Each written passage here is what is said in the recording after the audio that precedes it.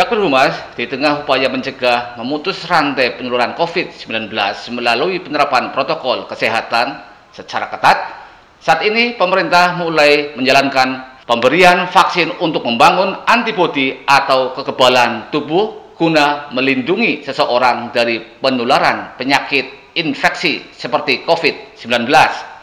Namun, saat vaksinasi COVID-19 sudah dimulai dan bahkan orang nomor 1 di negeri ini rela menjadi yang pertama disuntik vaksin, masih saja ada warga yang ragu atau bahkan menolak divaksin. Alasannya pun macam-macam. Ada yang ragu akan keamanannya hingga khasiat vaksin itu sendiri, khususnya vaksin buatan Sinovac asal Cina yang dirilisan BP POM kemanjurannya ditaksir hanya 65,3%. Adanya penolakan vaksin ini berpotensi menggagalkan penanggulangan COVID-19 di Indonesia karena syarat vaksinasi ini harus dilakukan pada minimal 70% populasi penduduk suatu negara untuk memunculkan kekebalan kelompok. Dan kiranya melalui kesempatan podcast kita kali ini, juru bicara Satgas Penanganan COVID-19 Kabupaten Tegal bisa menjelaskan lebih gamblang, lebih detail tentang vaksinasi, mulai dari cara kerjanya, syarat untuk bisa divaksin, hingga prosedur pelaksanaan vaksinasi. Mudah-mudahan penjelasan yang akan disampaikan nanti dapat menjelaskan soal vaksinasi COVID-19, mengatasi bias pemahaman yang terjadi selama ini dan menghilangkan keraguan sebagian warga akan vaksinasi. Loken vaksinasi COVID-19 ini efektif membentuk antibodi, membangun kekebalan tubuh sehingga kita tidak bisa tertular COVID-19. Pemirsa, podcast Humas Pemkab Tegal untuk menjawab itu telah hadir bersama kita Dr. Joko Wontoro, Jubir Satgas Penanganan COVID-19 Kabupaten Tegal, yang akan mengupas tuntas soal vaksinasi ini. Pagi Pak Dokter, Assalamualaikum warahmatullahi wabarakatuh. Waalaikumsalam warahmatullahi wabarakatuh. Selamat pagi Mas Bebe. Kumaha kabarnya Pak Dokter? Damang. Alhamdulillah ya, kita semua sehat. Lalu ya Pak. Alhamdulillah. Lama nih Pak rasanya Sehat, tidak berjumpa. Satu iya, tahun ini Pak ya. Saya juga kangen sama Mas Bebe. Dari tahun 2020 iya, sampai sekarang tahun 2021 baru ketemu lagi di acara ini Pak. Semoga kedepan podcastnya tertib lah ya. Yang penting Mas Beben masih sehat. Tertib, apa 1 bulan sekali dan sebagainya, enggak ada sesuatu ada. Sejak podcast terakhir ya Pak ya? Iya. Sudah 4 kali apa 3 kali Pak kita coba ya? Ya sampai kelalen Mas Beben. Ngitungnya kelalen. Oke Pak ya, Pak Dokter sebagai Ya. pengantar kiranya bisa dijelaskan maksud dan tujuan vaksinasi ini ya Pak, sebagai upaya bangsa kita mencegah dan menanggulangi penularan COVID-19. Monggo Pak dijelaskan kepada khalayak ramai kita Pak. Ya, bahwa saat ini kita harus melaksanakan vaksinasi agar kita semua, khususnya negeri tercinta ini, segera terbebas dari wabah pandemi COVID-19. Kenapa harus vaksinasi? Karena vaksinasi itu adalah suatu cara untuk memperkebal atau meningkatkan daya tahan tubuh terhadap virus COVID-19 ini. Kalau ada 70% penduduk Indonesia sudah tervaksinasi, artinya sudah ada 70% kekebalan. Ini akan menjadi barrier atau menjadi penghambat bagi proses penularan COVID. Sehingga dengan begitu lama-lama nanti COVID itu akan segera lenyap karena sudah tidak lagi orang yang bisa diinfeksi, gitu ya. Gampangnya seperti itu. Dulu kita sudah punya pengalaman Indonesia dan dunia ini memberantas penyakit infeksi. cacar Ya. setelah dilakukan imunisasi, dan sekarang ini sulit mencari penyakit cacar. Ya. Gitu. Apalagi polio pun begitu. Ah. Dulu polio itu merajalela sehingga banyak orang yang lumpuh layu. Sekarang mencari orang dengan lumpuh layu karena kasus polio sudah hampir tidak ditemukan.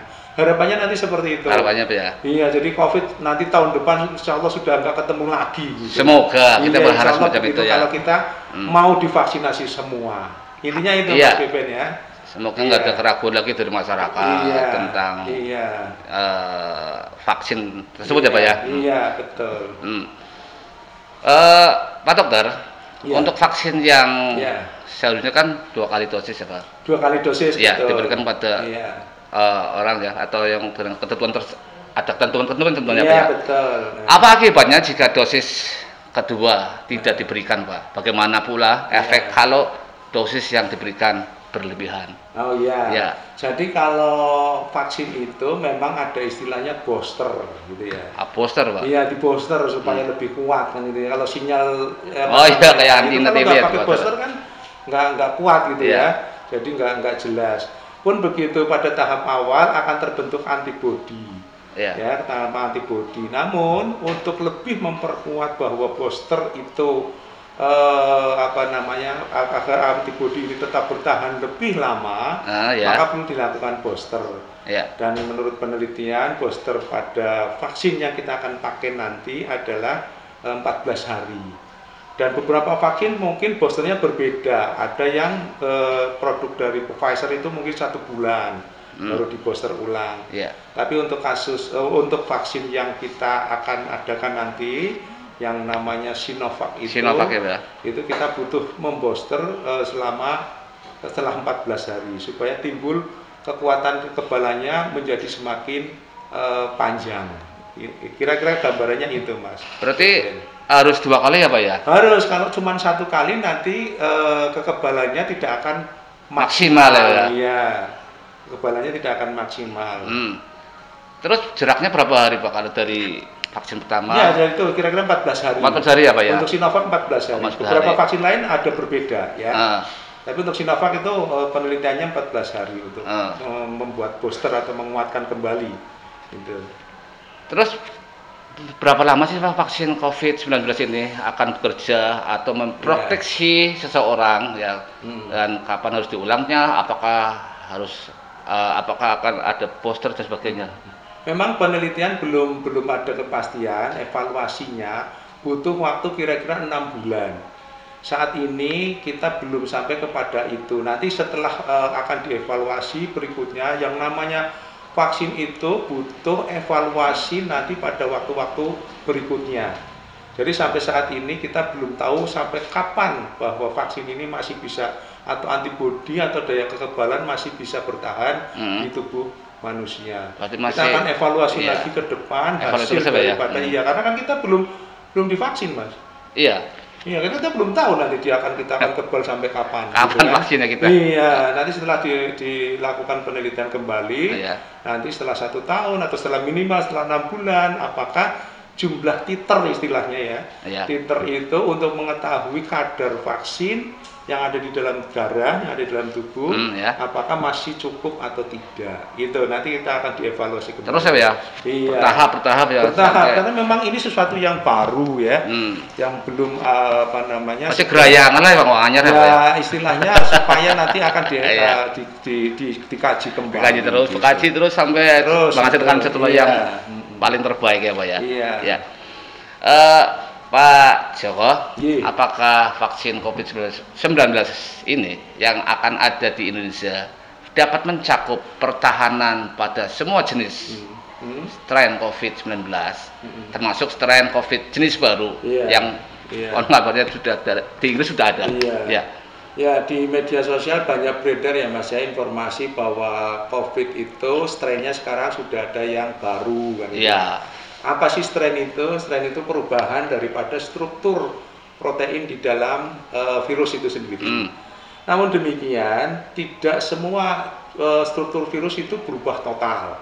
Artinya ada protein yang berfungsi sebagai antigen itu Dan sampai saat ini semua jenis strain menurut penelitian masih mampu di-cover oleh vaksin yang akan kita dapatkan nanti itu. Ya, Pak. Iya. Tapi nggak perlu khawatir ya, Pak ya. Jadi saya kira ya, jangan terlalu berlebihan dan jangan sinis karena kita memang sebuah usaha, sebuah ikhtiar bahwa kita perlu melakukan suatu tindakan. Kita tidak bisa diam saja berharap bahwa COVID akan punah, itu tidak mungkin. Jadi kita harus berikhtiar dan memang vaksin ini menjadi salah satu senjata ya untuk melawan COVID-19 ini. Di samping kita masih tetap menjaga protokol kesehatan. Tidak hanya 3M saja, tetapi tambah menjadi 5M. Apa itu 5M? Menjauhi kerumunan. Ya, biasa itu. Terus kemudian itu kan 3M itu kan berarti pertama masker, kemudian menjaga jarak, selalu mencuci tangan, tambah lagi menjauhi kerumunan. Dan tambah lagi meningkatkan daya tahan tubuh. Kan itu. Tambah 2M ya berarti. Iya, jadi tambah M-nya KKN. Tambah banyak. Ya, Cakir Mas. Semoga Anda dengan penjelasan Pak Joko pahami ya, jadinya udah takut lagi nanti kalau ada harus divaksin.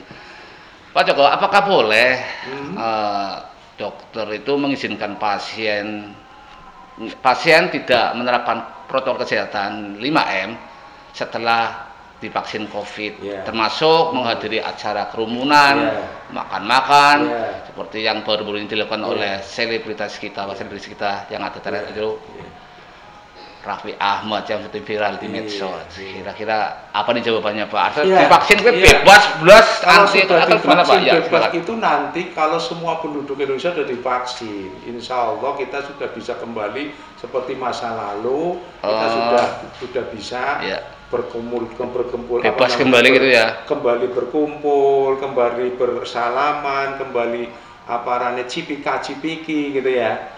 Kalau saya ketemu Mas Beben nggak perlu cipika-cipiki, nggak perlu Pak, lanang-lanang cipika-cipiki karasan. Itu nanti Mas, tapi kalau untuk saat ini belum boleh lah ya Pak ya. Kita masih baru sedikit yang divaksinasi. Setelah nanti semua masyarakat sudah tervaksin, insya Allah lah ya, kita berdoa semoga kita kembali ke masa seperti dahulu, kita bisa berjamaah lagi, berjamaahnya bisa rapat lagi, yang nggak seperti sekarang nganggang-nganggangan gitu ya. Itu.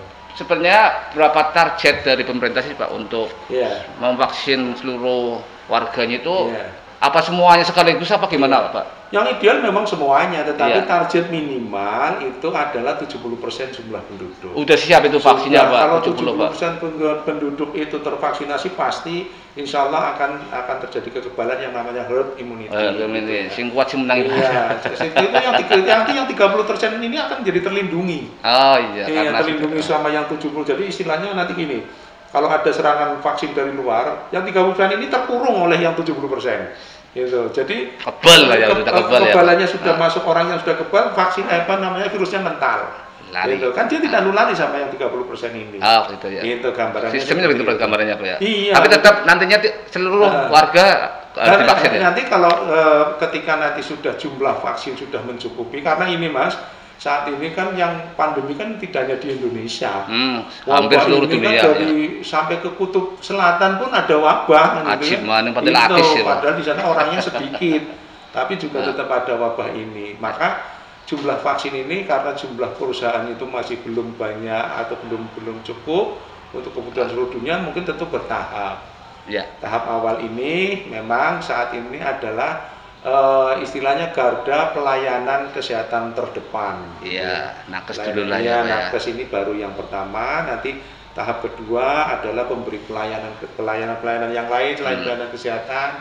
Nanti tahap ketiga dan seterusnya sampai semua rakyat Indonesia kecuali tentu yang ada kontraindikasi. Gitu. Berarti belum ada jadwal kapan divaksin, sudah ada Pak? Untuk nakes sementara ini kapan ini untuk di beberapa kota di Jawa Tengah sudah ada, di Semarang sudah dilaksanakan, di Solo juga sudah dilaksanakan, di Kabupaten Semarang juga sudah dilaksanakan. Memang ini bertahap, bergantian ya. Nanti insya Allah untuk Kabupaten Tegal Saya kira-kira perkirakan sekitar nanti awal Februari. Awal Februari ya. Ya kira-kira 2 minggu mani. Iya, ya mudah-mudahan lancar. Ya, Pak Dokter, dalam vaksinasi ini kan ada yang dengan istilah serokonversi dan juga seroproteksi. Apakah itu sih Pak sebenarnya apa? Istilah apa itu Pak? Dan seberapa lama setelah divaksinasi akan terjadi serokonversi dan seroproteksi gitu Pak? Ya, jadi artinya akan terjadi kekebalan pada orang yang diberikan vaksinasi, dan akan terjadi proteksi secara semuanya akan terproteksi. Jadi orang itu akan terproteksi dari ini sendiri, dari COVID itu sendiri. Bagi orang yang sudah divaksin itu akan ada kurun waktu tertentu untuk mendapatkan kekebalan itu. Berarti ada kekebalan. Tapi nggak langsung bebas apa ya? Tetap ya harus ada menunggu vaksin kedua kalau. Ya itu tadi setelah terjadi 2 kali, di awal tadi saya sampaikan, kalau sudah ada booster, maka akan terjadi kekebalan yang jauh lebih panjang. Lebih baik lah Pak ya. Di awal. Oke. Ya, Cak Mas masih bersama PP Mohan dan Pak Joko Wandoro di podcast Humas Tegalekap di pagi hari ini di awal tahun 2021 ini. Pak Joko, mengapa hasil uji klinis vaksin Sinovac di Turki, di Brasil dan Indonesia itu berbeda-beda sih Pak? Kenapa Pak? Ya, memang begini Mas, jadi kenapa berbeda itu karena memang variabel yang digunakan itu memang berbeda. Contoh begini, jumlah orang yang diuji cobakan di Indonesia dengan di Turki, dengan di Brasil itu berbeda, satu. Kemudian perlakuannya mungkin juga situasi banyak pengaruh ya, misalnya iklim di sana juga berbeda, kondisi di sana juga berbeda, kekebalan orang di setiap daerah juga berbeda. Itu yang mengakibatkan hasil daripada hasil dari vaksin itu sendiri berbeda-beda ya. Tetapi yang perlu kita ingat bahwa persyaratan dari WHO bahwa vaksin ini efektif itu kalau angkanya adalah minimal 50%. Artinya keberhasilannya 50% itu dianggap sudah memberikan efikasi yang baik gitu ya. Nah, sementara kalau dengan hasil di Indonesia sendiri 65,3% itu sudah di atas 50%. Artinya vaksin ini sangat efektif dalam mencegah perkembangnya virus COVID itu. Intinya itu Mas. Berarti ya banyak hal lah ya kalau kita divaksin ya daya tahan tubuh kita lebih baik. Betul. Dan sebagainya ya. Salah satu yang dikhawatirkan oleh warga adalah efek samping dari COVID-19 ini. Lalu bagaimana tingkat keamanan vaksin yang tersedia di Indonesia? Ya kan Pak? Baik Mas Beben, memang beredar isu hoax hoax di media sosial bahwa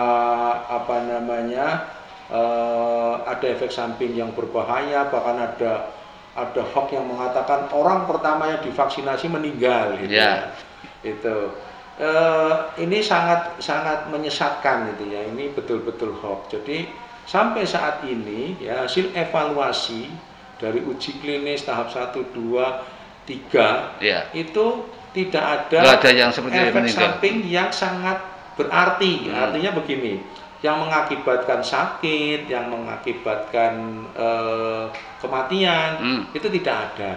Kalau ada efek samping, adalah efek samping yang sangat umum terjadi pada pemberian vaksin, suntikan vaksinasi. Contoh agak panas mungkin contoh habis divaksin terus kemudian ada rasa badannya menjadi panas gitu ya. Terus kemudian di tempat vaksinnya di tempat penyuntikannya itu terjadi pembengkakan atau terjadi rasa enggak enak atau pegel gitu ya. Itu saya kira efek yang nggak membahayakan lah yang tidak berbahaya dan itu akan segera hilang dalam kurun waktu 2-3 hari. Gitu. Ya, Cak Mas itu ya. bahwa Anda jangan mudah percaya dengan berita-berita bohong isu alias hoax gitu ya. Jadi yang harus vaksin anak yang meninggal, ada yang dan lain-lain hal yang berbahaya itu hanyalah hoax. Karena dari penelitian atau uji klinis yang sudah dilakukan nggak ada yang seperti itu. Ya. Jadi harus Anda ikuti apa kata pemerintah ya, sebagai bela negara kita, sebagai warga yang baik harus menurut apa yang diperintahkan oleh pemerintah. Begitu ya Pak Joko ya? Ya, karena begini, vaksin ini tentu tidak sekedar istilahnya cara orang Tegal tidak ecek-ecek kan gitu ya. Iya, sudah penelitian. Sudah penelitian jangka ya, memang tidak seperti vaksin zaman yang dulu penelitiannya lebih lama karena ini sifatnya adalah emergency kan gitu ya. Iya. Emergency kalau tidak dilakukan vaksinasi akan terjadi banyak kematian akibat COVID. Maka memang penelitiannya dipercepat menjadi semakin cepat. Tapi nggak mengurangi kualitas ya Pak ya? Apa mutu ya? Kaidah-kaidah ilmiah dalam penelitian sebuah produk vaksin gitu ya. Orang terus kemudian asal-asalan suntik saja. Itu tidak seperti itu. Tentu tanggung jawab ilmiahnya sudah sangat dikaji dengan baik sehingga tetap memberikan keamanan dan efikasi yang baik. Iya, nggak sembarangan ya Pak ya. Tujuannya kan seperti itu Mas ya, untuk menyelamatkan kita semua. Ya, dari bahaya COVID-19 ya. Sebagaimana pernyataan pemerintah nih Pak ya. Tidak semua orang bisa menerima vaksin atau disuntik vaksin. Sebenarnya apa saja sih kriteria orang yang layak untuk divaksin? Apa umurnya, apa sehat dan sebagainya? Silakan Pak. Ya. Pertama, orang yang harus divaksin adalah orang yang sehat. Ya, artinya sehat gimana Pak? Artinya sehat orang priang. Orang priang. Iya. Itu kan, kalau lagi sakit, lagi priang, ojo divaksin. Maksudnya priang-priang ada sakit apa barangkali ada. Satu, orang yang punya penyakit DM. Demam berdarah apa? DM kan diabetes mellitus, bahasa Tegalnya diabetes mellitus. Cing manis lah ya Pak ya. Cing manis ya. Tapi jangan kencingnya jangan dijilat ya. Jangan racunan nanti. Iya, kencing manis itu. Terus kemudian orang hipertensi yang tidak terkontrol. Darah tinggi. Orang-orang yang tidak harus Pak, yang divaksin ya Pak ya. Bukan tidak harus, tetapi ini menjadi belum ada evaluasinya. Sementara belum ada penelitiannya. Apakah orang seperti ini itu kalau divaksin itu berdampak atau tidak? Itu satu. Yang kedua, orang yang lagi sakit COVID sendiri, jelas nggak boleh. Kalau di COVID nggak boleh divaksin ya? Kalau lagi sakit COVID nggak boleh divaksin. Gitu. Tapi orang sehat seperti Mas Beben ya, semoga sehat. Iya, itu harus itu divaksin. Apa Pak siap divaksin Pak nomor 1 Pak? Boleh, saya juga harus divaksin. Apa sih? Kan, gitu. Ya, berarti begitu ya Pak ya. Orang cek vaksin orang sembarang gawe asal suntik, negara tidak akan pernah menumbalkan warganya. Ya, kalau yang sembuh dari COVID, apakah bisa divaksin juga Pak? Kalau pertanyaan mantan itu bisa divaksin Pak. Alumni alumni ya Pak ya. Bukan mantan. Kalau mantan itu pacar pacar. Alumni ya Pak. Mas Beben punya mantan nggak Pak? Ada di rumah Pak. Ada di rumah. Mantan pacar sekarang jadi istri Pak. Alumni COVID yang sudah memiliki kekebalan, terutama yang sudah sakit berat, misalnya sakit di rumah sakit dirawat sampai 10 hari atau sampai berapa hari, kemudian sembuh, untuk saat ini tidak perlu divaksin. Nggak perlu divaksin ya Pak ya? Nggak perlu divaksin. Berarti para mantan alumni itu nggak boleh ya? Nggak perlu ya Pak ya? Perlu dulu ya. Kalau yang OTG gimana Pak? Termasuk yang OTG pun sampai saat ini tidak menjadi prioritas. Mengurangi lah ya. Mengurangi karena tadi saat ini skala prioritas adalah orang yang masih sehat, yang belum pernah terpapar, yang belum memiliki antibodi, gitu ya. Kalau yang tadi sudah terpapar, di dalam tubuhnya sebenarnya sudah ada antibodi. Sudah ada antibodi secara alami ya Pak ya. Sudah ada antibodi karena dari sakitnya itu. Maka dari itu yang kita prioritaskan adalah yang masih sehat. Tahu nanti ketika suatu saat jumlah vaksin ini sudah cukup banyak dan ternyata orang yang nggak punya efek mungkin yang pernah alumni itu ternyata jumlah titernya sudah turun, saya kira vaksin pun tidak masalah. Ya Pak ya. Gitu. Tapi saat ini prioritas karena jumlah vaksin tentu kita masih belum cukup banyak, memprioritaskan pada orang-orang yang masih sehat belum ya, belum kena COVID. Belum pernah. Iya, jadi para alumni atau mantan COVID ya, sementara nggak nunggu dulu. Ya, nggak usah divaksin lah, karena sudah ada kekebalan dalam tubuh setelah mereka kena COVID. Tapi bukan berarti tidak boleh, gitu ya. Bukan berarti. Sementara aja itu. Kayak Pak. Apa sih prosedur yang harus diikuti atau dipatuhi warga setelah disuntik vaksin yang pertama? Apa Rolidola, apa tetap maskeran, apa tetap 5M dan sebagainya, Pak? Ya, jadi nanti gini, di dalam proses vaksinasi nanti setelah divaksin disuntik itu akan ada namanya pemantauan selama 30 menit yang pertama. Ketika 30 menit yang pertama tidak ada persoalan yang berarti pasien ini bisa segera pulang. Oh, berarti masih tetap di situ ya, Pak, 30 menit ya? Pertama itu. Kemudian setelah pulang tetap harus menjaga 5M tadi. Tetap ya, seolah-olah belum divaksin ya, Pak ya? Oh iya, karena kenapa tadi? Kenapa begitu? Karena kan yang divaksin kan belum banyak. Oh iya, tetap ya, Pak. Iya, jadi perlu tetap memproteksi diri dan memproteksi orang lain. Itu nanti ketika sudah 70% suatu populasi, apalagi di Indonesia sudah 70% tervaksin, insya Allah nanti kita sudah boleh melepas masker. Iya, berarti enggak langsung vaksin langsung kebal apa ya? Kebetulan kan tidak bareng secara serentak. Seandainya ini cerita berandai-andai. Iya, seandainya serentak. Satu hari atau mungkin dulu ada yang seperti namanya pekan imunisasi nasional. Iya. Barangkali nanti suatu saat ketika jumlah vaksin mencukupi akan ada yang namanya pekan imunisasi COVID nasional, gitu ya. 1 minggu selesai semua divaksin semua penduduk Indonesia. Rasanya memang sudah mungkin kita akan terjadi. Itu baru mungkin terbebas dari 5M tersebut, Pak ya. Kembali normal. Gitu. Ya, semoga negara kita. Iya, insya Allah bisa menyediakan vaksin tersebut. Berdoa terus ya, Mas. Pak Joko, di luar pemantauan 30 menit tadi ya, setelah kembali ke rumah tiba-tiba timbul alergi, apa yang perlu dilakukan Pak? Apakah timbulnya alergi ini hal yang lumrah pada vaksinasi COVID-19 ini, Pak? Gejala-gejala kecil lah maksudnya.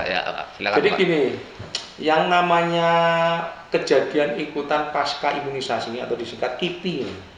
Singkat apa, Pak? KIPI ya, Pak ya? Kejadian ikutan pasca imunisasi. Itu namanya KIPI. Itu bervariasi bermacam-macam. Salah satunya adalah tadi nyeri, ya gitu. Kemudian salah satu ada yang lain juga ada alergi gitu ya. Alergi itu juga manifestasinya itu macam-macam ya. Salah satunya mungkin ada ruam-ruam merah atau gatal-gatal di tubuh gitu ya. Ya kalau terasa berat gitu ya. Rasa berat untuk segera menghubungi namanya Pokja KIPI.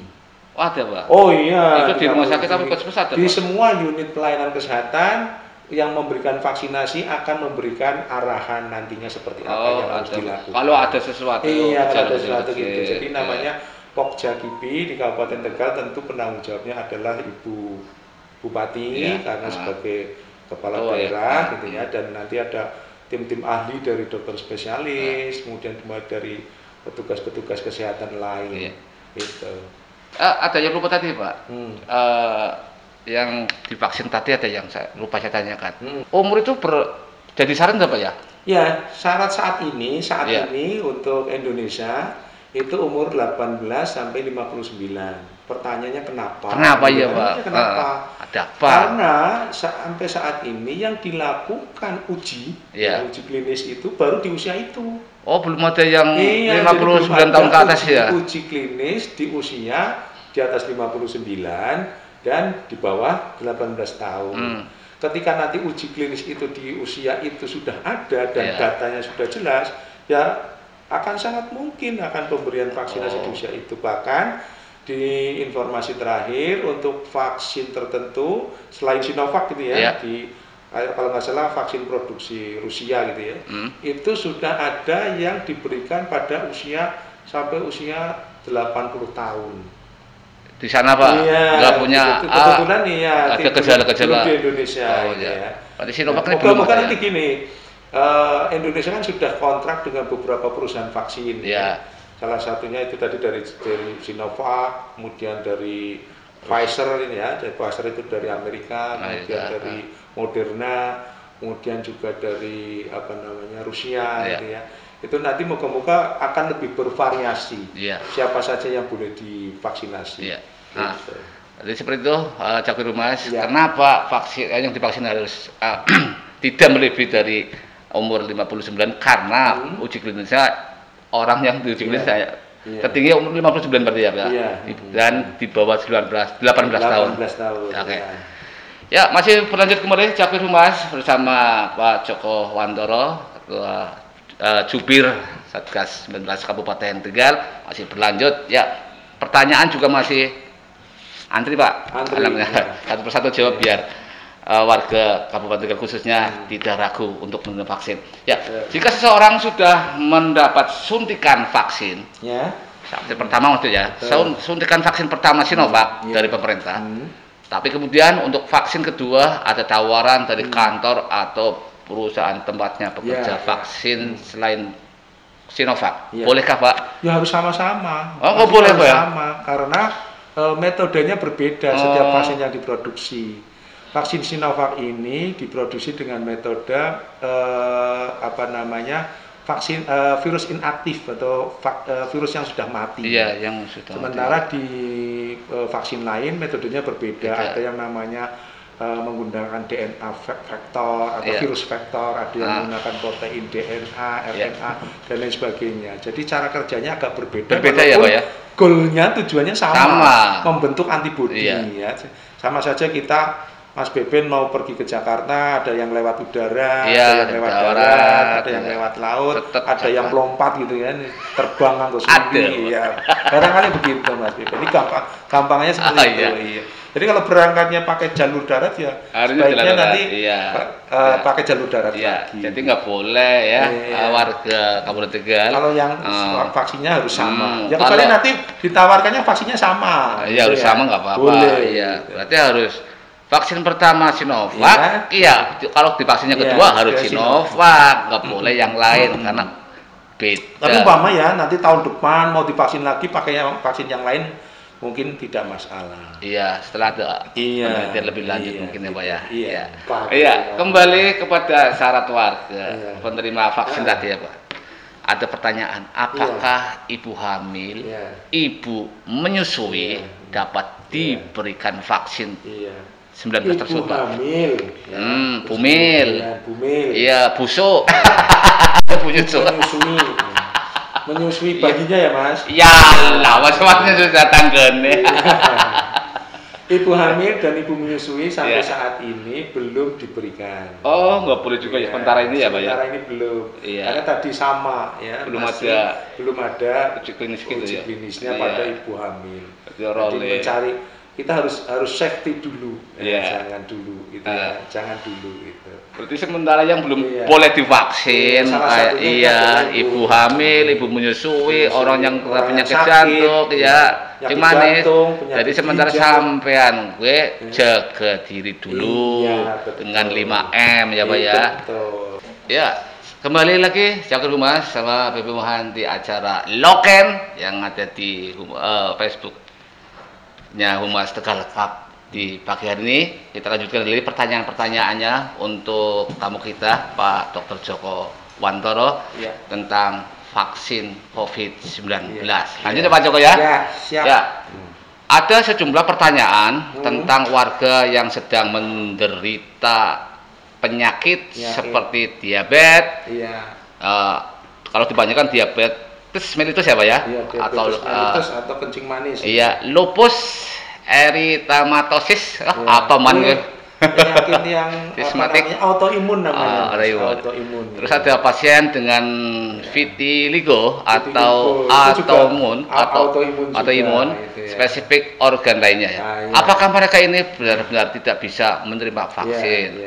Bagaimana kalau mereka sudah sembuh? Apakah bisa divaksin kemudian? Ini memang pertanyaannya sangat ilmiah gitu ya. Memang saat ini tadi di awal saya sampaikan bahwa yang akan divaksinasi itu adalah orang yang sehat. Sehat dulu ya Pak ya. Sementara pada orang-orang dengan penyakit tertentu memang belum ada data. Belum ada uji klinisnya ya Pak ya. Apakah itu bisa diberikan atau tidak, sehingga untuk keamanan untuk orang-orang dengan penyakit tertentu gitu ya. Jadi itu sementara ini belum bisa diberikan vaksinasi. Sementara ya Pak ya. Sementara ini begitu. Ya moga-moga nanti ada penelitian lebih lanjut dengan vaksin apapun ya, dari produksi manapun. Semoga itu bisa memberikan solusi. Gitu. Intinya itu untuk yang Sinovac sampai saat ini belum ada uji klinisnya, belum bisa diberikan pada atau mereka yang kasus seperti tadi, termasuk juga mungkin nanti dengan yang sakit HIV gitu ya, yang sakit HIV juga belum. Itu juga nggak boleh Pak ya? Sementara belum, karena belum tadi intinya belum ada data Mas. Kalau yang penyakit itu ya Pak? Iya, belum ada hasil penelitian pada orang-orang itu apakah vaksin ini cukup efektif, termasuk tadi usia di atas 50 tahun, 59 tahun. Apakah efektifkah kalau diberikan pada mereka gitu kan? Karena belum ada penelitiannya dan datanya yang pasti. Tapi ke depan ya pasti pengetahuan itu akan selalu tumbuh dan berkembang. Ketika penelitian itu sudah sampai ke sana, nanti akan ada sebuah kesimpulan apakah mereka bisa diberikan atau tidak. Jadi sementara nggak boleh. Sementara jangan dulu. Yang sehat dulu, gitu ya. Jadi bukan kita mengabaikan mereka, bukan. Tetapi yang sakit biarkan diobati dulu biar sembuh. Warga Humas. Lalu untuk pasien hipertensi atau darah tinggi, apakah juga tidak bisa mendapat vaksin atau tetap bisa mendapat vaksin tapi dengan syarat tertentu seperti batasan tekanan darah? Silakan Pak. Jadi tekanan darah itu tinggi itu kalau sudah di atas 140 sistolnya dan di atas 90 diastolnya. Bawahnya atau atas bawah gitu ya. Orang-orang menyebut atas bawah. Nah, kalau di atas itu memang sampai saat ini sebaiknya tidak dilakukan vaksinasi. Tapi kalau yang 140 atau memang sudah stabil 140 gitu kan, walaupun dia memang punya riwayat gitu kan, tetapi sudah stabil 140 sebenarnya bukan merupakan kontraindikasi. Intinya itu. Karena memang banyak masyarakat kita yang tensinya itu memang ada yang di atas 140. Jadi ketika memang dia adalah pengobatan yang rutin, pengobatan yang sehingga pada saat itu memang sudah stabil, apalagi dalam waktu-waktu terakhir ini stabil, itu sebenarnya tidak apa-apa divaksin. Jadi tetap penyakit-penyakit yang dalam kayaknya Pak, penyakit dalam ya. Banyak ya gitu tadi. Kalau yang penyakit yang sudah gagal ginjal gitu ya, yang gagal ginjal yang derajat berat, stadium 4, stadium 4. Penyakit jantung juga sudah berat, itu memang terlalu beresiko untuk vaksinasi. Jadi sementara nggak usah pakai vaksin dulu lah. Sekali lagi orang yang sehat. Yang sehat dulu. Kita lindungi mereka yang sehat dulu. Sampai ada penelitian lebih lanjut baru kalau memang dibolehkan mereka ya boleh divaksin. Kalau ada uji klinis yang sudah berhasil tentunya Pak ya. Nggak sembarangan negara kasih vaksin jebret-jebret tanpa ada uji klinis yang baik. Apakah vaksin COVID-19 ini bisa digunakan bersamaan dengan vaksin lainnya Pak? Seperti vaksin untuk penderita hepatitis B yang harus diberikan 3 kali. Ini pun juga sebenarnya data untuk seperti ini kita, karena ini yang namanya COVID ini kan vaksin yang baru gitu. Anyar lah ya. Jadi belum ada penelitian yang lebih detail, berbeda dengan vaksin-vaksin yang sudah lama gitu ya. Dia kan sudah dievaluasi terus gitu ya, sudah ada evaluasi setiap tahunnya, setiap bulannya, ada perkembangan, kalau ada perkembangan baru harus bagaimana. Dan memang ini vaksin COVID ini sesuatu yang baru sehingga belum ada data seperti itu, sehingga kita belum bisa memutuskan apakah itu bisa diberikan atau tidak seperti itu. Intinya seperti itu. Lebih hati-hatilah kita ya Pak, berhati-hati. Artinya memang dunia ilmiah kedokteran itu tentu prinsip keamanan dan efikasi atau efektivitasnya tentu menjadi pertimbangan yang sangat penting. Gitu. Kalau nggak yakin dia kalau tidak tidak mungkin akan nggak mungkin dikasih pada masyarakat, apalagi seluruh warga. Nggak akan mungkin pemerintah akan bikin kita sakit. Pemerintah pasti akan berusaha ikhtiar untuk melindungi warganya dengan tadi antara lain jalan dengan divaksin Sinovac. Sebentar, yang mungkin sebentar lagi akan segera hadir di Kabupaten Tegal. Ya. Syakfir Humas masih bersama kami, ya, Loken. Kembali nih ya ke pemberian vaksin seperti Sinovac yang baru tersedia saat ini. Apakah penyuntikan yang kedua harus tepat di hari ke-14 setelah penyuntikan yang pertama? Apakah jika ada yang tidak bisa melaksanakan suntikan yang kedua, misalnya karena sakit ataupun ada halangan? Gimana Pak? Apa harus 14 hari Pak kalau suntikan yang kedua? Ya memang dalam penelitiannya itu idealnya memang hari ke-14 atau setelah 2 minggu ya. Iya. Setelah 2 minggu itu idealnya seperti itu. Iya. Ketika pada hari ke-14 itu ternyata lagi sakit lain gitu ya, mungkin ada penyakit lain, tentu ya harus ditunda. Karena kita kan pertimbangan tadi efektivitas dan manfaat kan gitu ya. Kalau manfaatnya tidak lebih besar ya tentu tidak diberikan gitu ya. Jadi menunggu mungkin misalnya pada saat hari ke-14 panas gitu ya, panas kan bukan karena apapun ya, demam apalah ya, penuh makanya mungkin ditunggu hingga hingga sembuh dan tidak demam, maka akan diberikan vaksin yang kedua. Itu tidak mengurangi khasiatnya kalau lebih dari 14 hari Pak? Tentu ada perbedaan, tetapi apabila tidak diberikan sama sekali pemboosteran ini atau ulangan ini, tentu jauh lebih baik yang dilakukan pengulangan daripada tidak itu. Barangkali sih kalau yang kebetulan di hari ke-14 sakit itu harus ada pengulangan vaksin kayak pertama tadi enggak ya Pak ya? Tidak harus begitu. Ya, tetap vaksin yang kedua ya Pak ya? Tetap yang kedua. Oke, Oke, Syakfir Humas itu tentang vaksin. Kalau di hari 14 Anda sakit bisa diundur. Berarti enggak harus 14, kecuali memang sehat 14 ya Pak ya, enggak ada pantangan yang lainnya. Kalau sehat ya jangan ditunda. Jangan ditunda. Supaya lebih efektif obat itu bekerja itu. Ya. Sambung lagi sampai tuntas acara ini, sampai semua warga Kabupaten Tegal paham akan vaksin Sinovac yang akan segera hadir. Biar enggak mang-mang, orang ragu-ragu, sikat dewe nurut karo pemerintah. Pemerintah orang bakalan jeruk-jeruk masyarakat pemberian, ya Pak. Ya, bagaimana ya Pak, seseorang yang sudah disuntik untuk kedua kalinya vaksin seperti Sinovac, ini bisa terbentuk antibodi ataupun kekebalan tubuh? Bagaimana cara mengecek kadar antibodinya?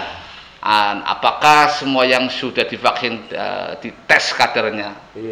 Kalau sebuah penelitian tentu ini diuji tahap ketiga begitu Mas. Makanya tadi disebut ada efikasinya. 65,3%. Karena apa? Setelah disuntik yang kedua dilakukan menguji antibodi. Dan itu hanya dilakukan di laboratorium, tentu tidak bisa dilakukan dengan tes antibodi gitu ya. Jadi itu untuk menghitung berapa titer, istilahnya titer yang didapat setelah orang penyuntikan kedua.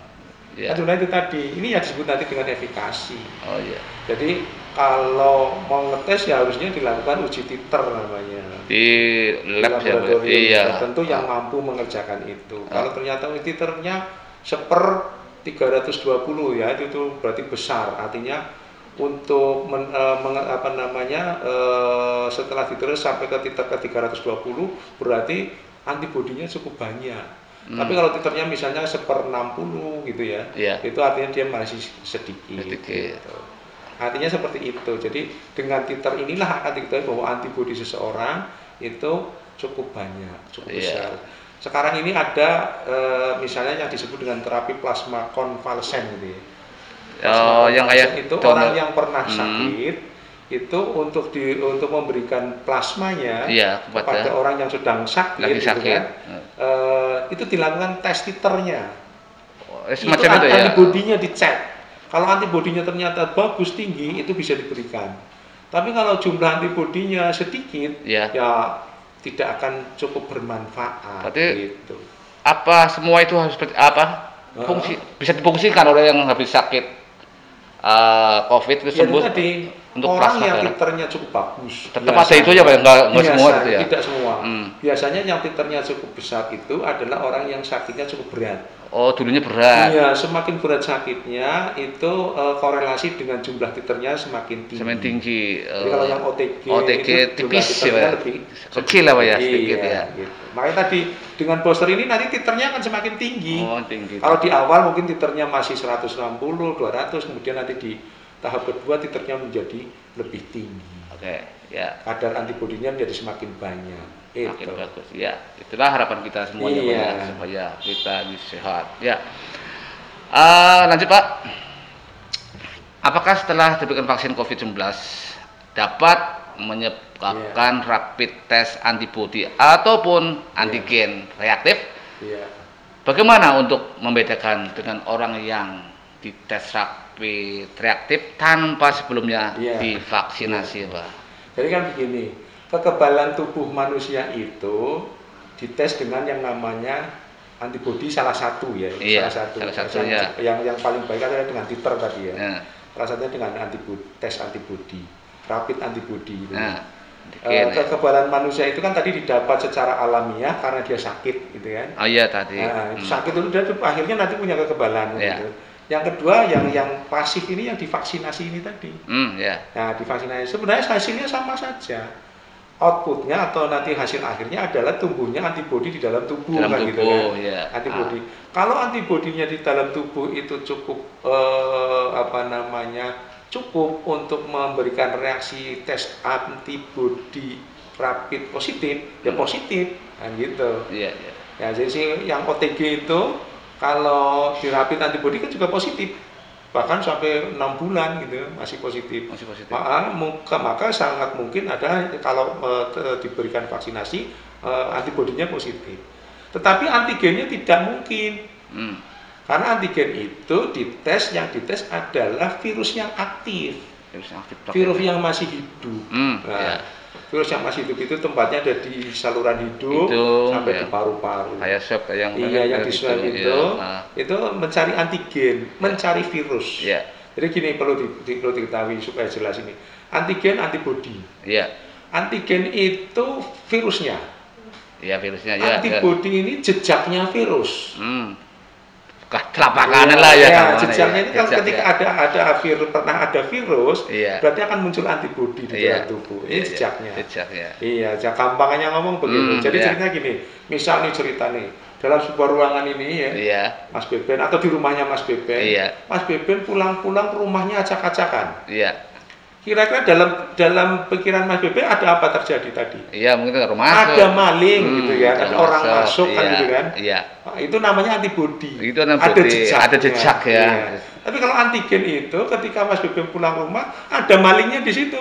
Oh, langsung konangan. Ada konangan malingnya gitu. Bedanya itu ya Pak ya. Gitu. Jadi yang di bedanya adalah antigen itu adalah virusnya, antibodi itu mencari jejaknya.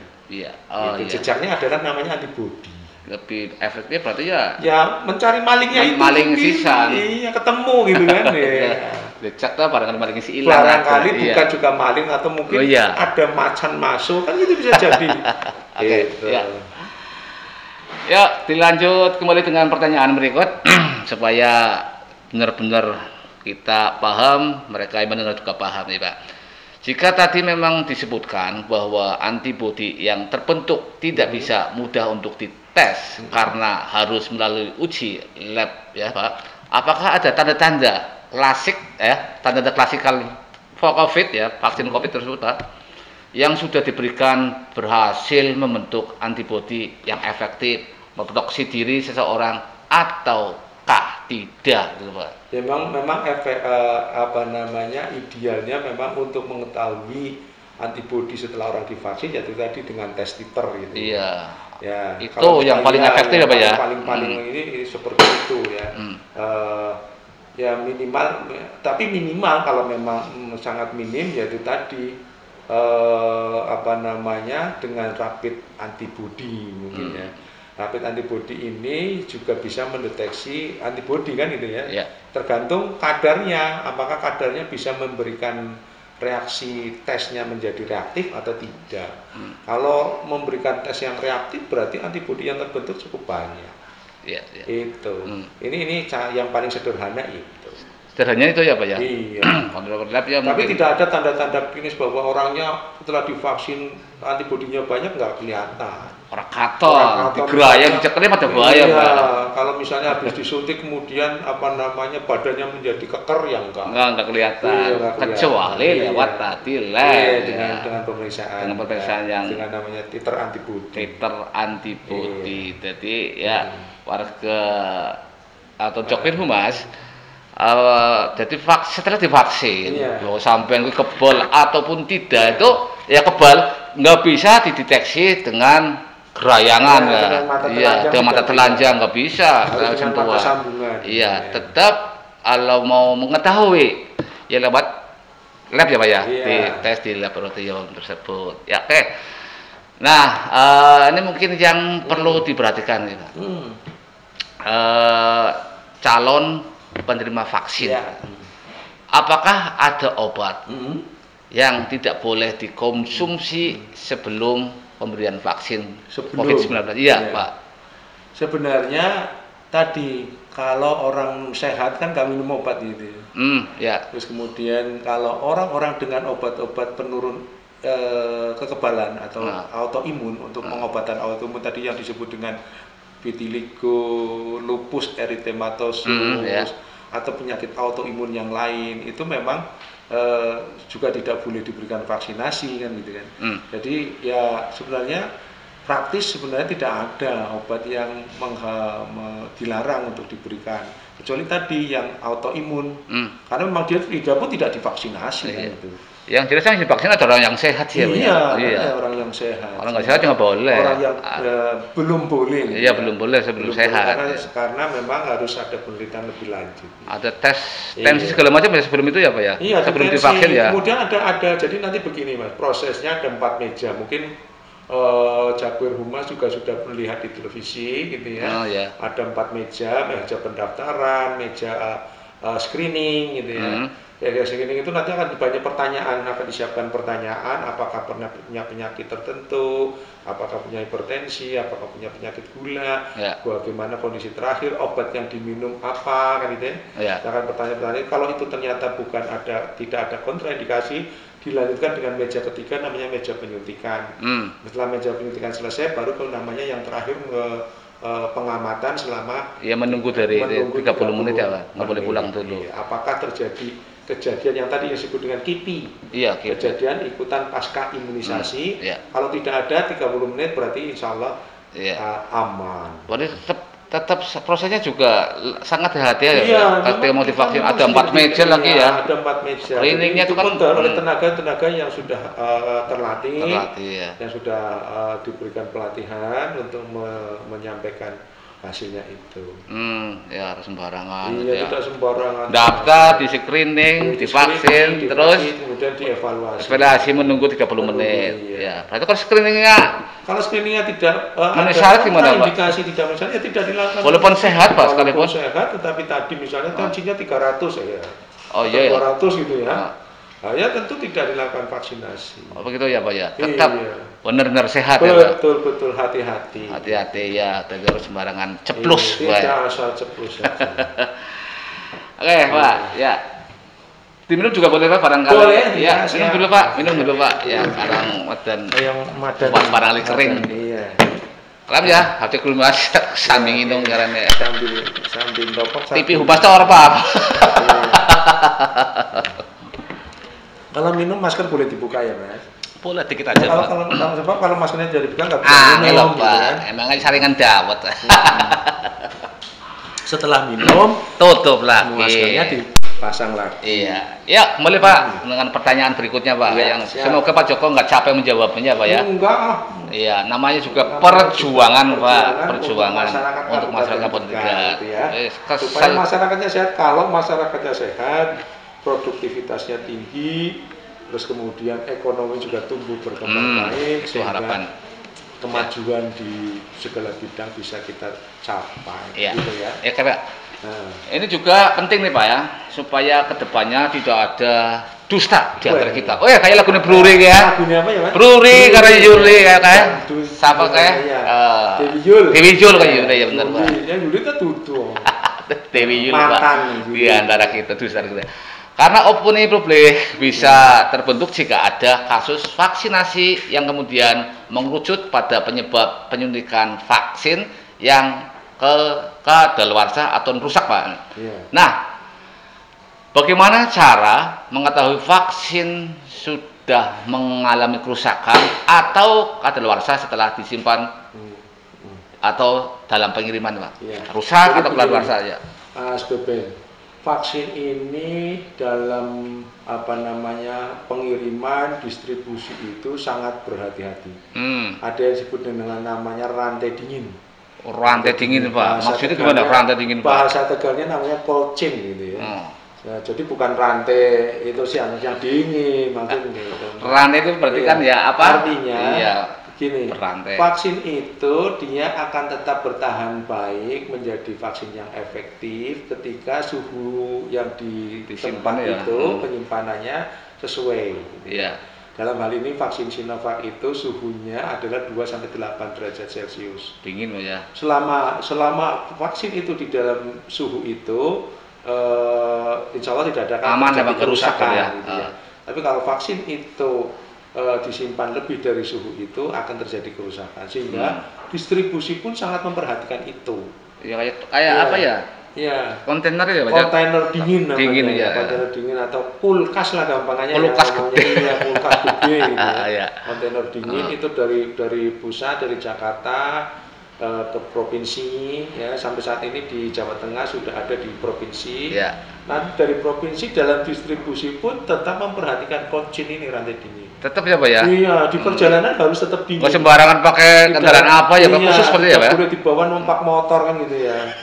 Canggih, nggak bisa seperti itu, harus akan ada. Dibawa dengan kendaraan yang memiliki rantai dingin atau cold chain tadi. Kemudian nanti sampai di kabupaten pun begitu. Tetap disimpan di tempat yang memiliki cold chain tadi. Di dinas kesehatan kita punya kulkas tadi untuk menyimpan itu, kulkas khusus tentunya, bukan kulkas yang untuk bikin es lilin ya. Kan ya khusus. Terus kemudian nanti sampai ke puskesmas pun begitu.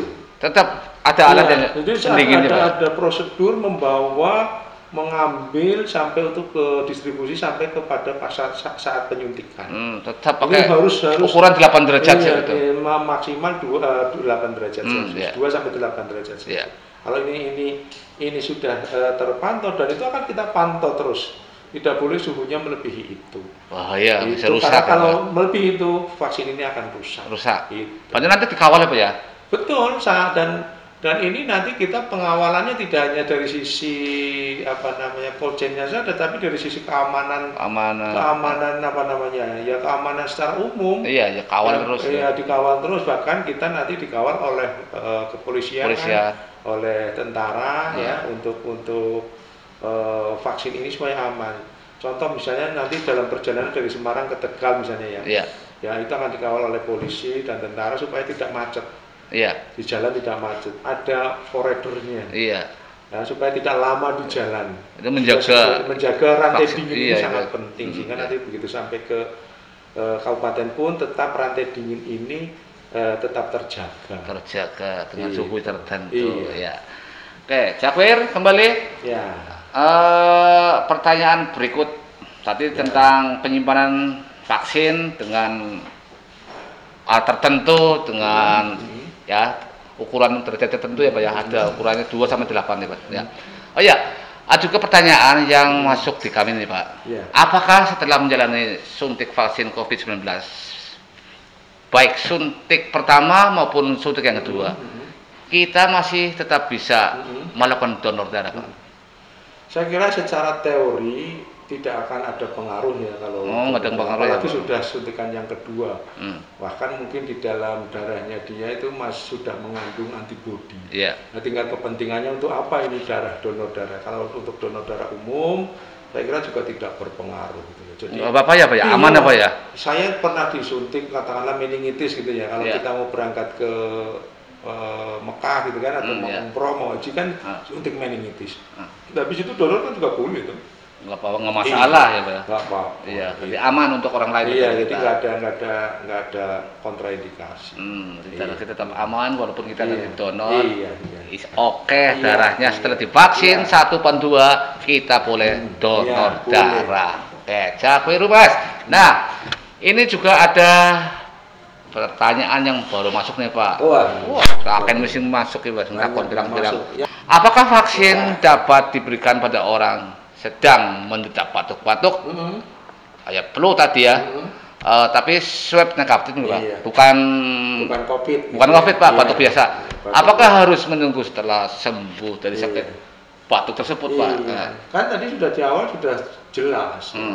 Yang disuntik yang sehat. Batuk sekalipun belum nggak boleh Pak? 10 ya jangan dulu. Oh, benar-benar sehat ya Pak ya? Benar-benar sehat. Oh, bersih ya. Sebaiknya begitu ya. Jadi kenapa begitu? Karena memang tidak ada penelitian kalau orang flu itu bisa nggak disuntik Sinovac ini. Jadi tadi kembali kepada kehati-hatian menjaga keamanan. Jadi hanya betul-betul orang yang sehat. Orang yang sakit termasuk tadi demam misalnya, batuk, pilek, demam walaupun itu ternyata bukan COVID pun juga tidak boleh. Harus benar-benar sehat. Harus orang-orang yang sehat. Batuk biasa pun nggak boleh. Demi keamanan tadi ya. Sedikit juga tadi sebaiknya harus normal semuanya Pak ya. Iya, Pak. Ya, Jakwiru Mas, jadi semuanya harus normal. Anda harus benar sehat ketika mau divaksin hingga tidak terjadi hal-hal yang tidak diinginkan. Harus sehat, batuk, flu pun tidak boleh sementara divaksin. Nanti tunggu sampai Anda sembuh. Ya. Berikutnya, kalau pada tahun 2021 ini kita sudah disuntik vaksin Sinovac nih sebanyak 2 kali. Apakah tahun depan kita boleh menggunakan vaksin jenis lain Pak? Boleh. Boleh ya Pak ya? Boleh. Kenapa? Karena tidak ada sudah cukup waktunya juga sudah cukup panjang ya, sudah lebih 1 tahun ya, jadi tidak ada masalah. Tidak ada masalah. Iya, walaupun sebenarnya apakah itu perlu atau tidak kan kita juga belum tahu. Belum tahu ya Pak ya. Iya. Pertanyaan berikutnya nih Pak ya. Ya, barangkali ini pertanyaan yang paling pamungkas di jumpa pagi hari ini ya. Iya. Kalau pada tahun ini misalnya Pak ya. Misal ini ya. Kalau pada tahun 2021 ini kita sudah divaksin, disuntik ya. Suntik Sinovac sampai 2 kali. Apakah tahun depan, tahun berikutnya kita boleh menggunakan vaksin jenis lainnya Pak? Ya, kalau pertanyaannya boleh ya tentu tergantung situasi dan kondisinya. Maksud saya begini. Ketika dalam penelitian ternyata setahun itu vaksin yang awal Sinovac ini masih efektif. Kalau mau disuntik dengan vaksin yang lain apa sih gunanya kan gitu Mas? Tergantung. Artinya apa sih manfaatnya gitu kan? Tapi kalau misalnya dalam penelitian 1 tahun itu efektivitas vaksin sudah tidak mencukupi, ya boleh-boleh saja. Tapi misalnya ternyata hasil penelitian 5 tahun antibodi masih cukup sebagai terdeteksi untuk melawan COVID. Apa artinya kita suntik lagi? Nggak perlu ya Pak ya? Iya. Nah, jadi tergantung kondisi ya. Jadi apakah kita perlu suntik lagi? Tergantung hasil nanti evaluasi penelitian karena kita masih diteliti terus. Harapan kita semoga setelah divaksin kita masih 5 tahun ke depan masih cukup efektif. Memiliki antibodi untuk melawan COVID. Berarti nggak kayak vaksin lain ya, kayak vaksin cacar kan 1 kali kita Pak. Iya, cacar kan sekali seumur hidup. Iya. Gitu. Berarti ini kan masih. Iya, karena itu tatan pertama sih ya Pak. Jadi kalau apalagi sekarang cacar sudah eradikasi. Eradikasi itu artinya sudah tidak ada lagi cacar di dunia ini. Virus cacar itu sudah habis kan gitu. Apa artinya kita mau divaksin? Gitu ya Pak. Oke. Jakwiru Mas. Bersama tadi telah kita simak penjelasan lengkap seputar vaksinasi COVID-19 bersama Bapak Joko Wantoro. Telah disampaikan tadi jika vaksin sangat dibutuhkan untuk mengatasi pandemi COVID-19. Vaksin yang tersedia dan sudah diuji klinis aman dan halal. Tidak ada efek samping yang perlu dikhawatirkan. Jadi tidak ada perlu keraguan lagi pada diri kita. Meski efikasi atau tingkat kemanjuran dari hasil uji klinis vaksin Sinovac di Indonesia baru mencapai 65,3%, namun ini sudah memenuhi standar layak yang disyaratkan oleh WHO, yaitu di atas 50%. Satu hal yang juga perlu Cak Humas ketahui bahwa syarat utama penerima vaksin tahap pertama ini adalah orang yang benar-benar sehat, memenuhi syarat usia dari umur 18 tahun sampai dengan 59 tahun. Demikian Cak Humas bincang-bincang kita hari ini. Sampai jumpa di edisi podcast Humas Pemkab yang berikutnya. Loken esih ora gelem divaksin, aja digugoni berita-berita sing ora jelas soal vaksin 19. Apa maning pendapat sing ora berdasar ora ilmiah maning. Vaksin kuwi ora mung ikhtiar kanggo bentuk antibodi atau kekebalan tubuh, tapi ya kiye aksi bela negara, wujud nasionalisme kita ke NKRI, membantu negara kita terbebas dari COVID-19. Ayo Cak Humas, kita ikuti, kita sukseskan vaksinasi COVID-19 ini demi Indonesia sehat, terbebas dari pandemi. Saya Babi Mohan. Wassalamualaikum warahmatullahi wabarakatuh.